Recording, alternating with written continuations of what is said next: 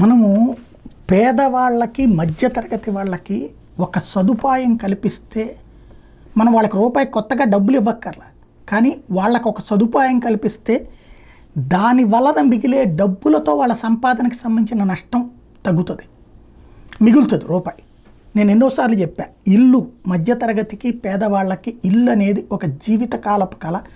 అది నెరవేరిస్తే నెల నెల అద్దె మిగిలిపోయినట్టే కదా వాళ్ళకి, నెంబర్ 1. అట్లాగే ఇప్పుడు వైద్యాన్ని ఉచితం చేస్తే ఏదైతే ఆయుష్మాన్ భారత్ పెడుతున్నారు దానివల్ల ఏమైంది, హాస్పిటల్కి అయ్యే ఖర్చు మిగిలినట్టే కదా, లక్షలు కదా మిగిలినట్టే కదా. మూడోది వచ్చేటప్పటికి ఈ సోలార్ ప్యానెల్స్ అంటున్నారు ఇంటింటికి, అది కనుక సక్సెస్ అయితే కరెంటు బిల్లులు తగ్గిపోతాయి కదా, ఖర్చు తగ్గుతుంది కదా. మనం ఆలోచించాల్సినటువంటి రూట్ అది.